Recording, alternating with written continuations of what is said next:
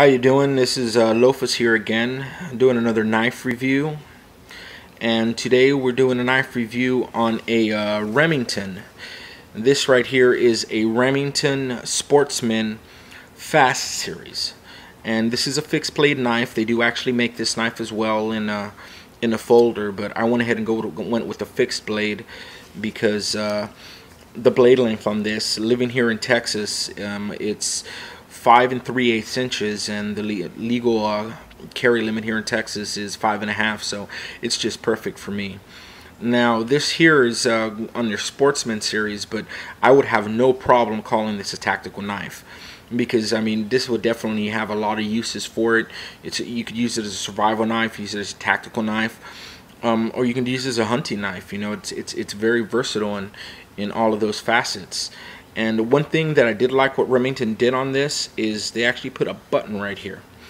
You know, I've had a lot of knives that actually have the Velcro. You know, I do like the button. It's a heck of a lot more secure than the Velcro, and it's just a lot easier to deploy. You're not going to have anything catch on it.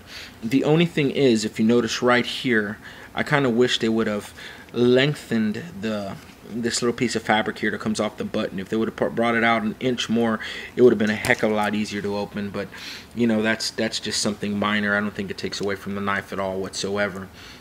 Now, before we actually take a look at the knife, what I'm going to go ahead and do is we're going to take a look at the sheath here. This sheath is it's a nylon sheath, but if you look at it, it is very rigid sheath. So I don't think you're going to have a problem at all with the knife ripping it up or tearing it up. You know, I do think you're going to have a very durable sheath. Now the belt loop is a little large. You know, it's going to be probably more for an open carry than it would be for a concealed carry, because a belt loop is a little large. What would have liked to see on this would be an actual loop here as well, so you could actually put that on your leg, or you know, you can carry it as a leg knife. But you know, all in all, you know, that's little for the price that you're getting this for. You know, it's the little things on there are not going to take away from the knife. Now what we're going to do now is we're going to take a look at the knife itself. They do make this in many different colors. I know Remington works with mossy oak, and I went online and they have like the mossy oak bright orange camo, and they have the green camo and the brown camo. I went ahead and I went with the black. I really like the sleek look of the black. Now the blades as well, they have two different types of blades. You can get this this coated blade here, or you can go with a blasted blade. You know, it's a shinier metal blade on there. Now I don't think the coating on this blade is really going to do anything for like the durability of the knife, or it's not. I don't think it's a rust resistant coating. It's more of an aesthetic thing. But I just think it looks cool. You know, it's just seeing a knife like that is just totally black. You know, I think it's really cool. It has like a tactical look to it, and that's the second thing, is aesthetics. You know, I mean, we all buy knives for functionality, but it's always a big plus on how the knife looks. Now you do got serrations on this knife right here. And what I liked about what they did with this knife, what Remington did, is those serrations, you know, it's not really, they don't really go that high up. You know, you still have all this cutting surface here where you don't have serrations on the knife. So it's definitely, I think those serrations are perfect size. Oh, and by the way, when I pulled this out of the package, this came out of the package razor sharp. So there would be no need to sharpen it right off the bat. Now it is 440 steel. And it's not a high carbon 440 steel, so it's not going to hold an edge as great as a high carbon 440 steel. But for the price and functionality of it, you know, I still think it's a great knife. If you look at it, it is a full tang knife. You know, the tang goes all the way through the back. And another great thing about this knife is they did put they drilled a hole there at the bottom, so you can put a lanyard on it, or you can put a clip on there so you can clip it on. And another great thing about that is right here at the end, that's part of the tang of the knife, so you can easily use that as non-lethal force, and we definitely want to use non-lethal force when we can. I'm a big advocate of that, so definitely I would put that in a tactical advantage, because I mean, you can easily just come down really hard with that and, you know, subdue that. Now the length of the blade definitely makes this would work as a tactical knife. And if you notice on the knife itself, right up here at the top of the handle, you do have slight gimping on this, and I do like the way they actually flared this out there, and it's perfect with people with big hands like me. You can get your thumb in there, and you can definitely put a lot of pressure on that if you need to chop some wood, or you need to cut something in there. You need to get that extra grip.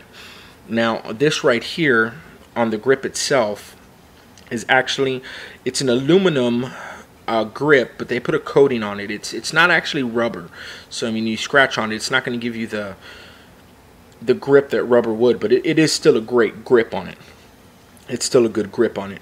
Now this knife is not a light knife. You know, it's not something you want to carry if you were going backpacking or if you had a lot of load to carry on you.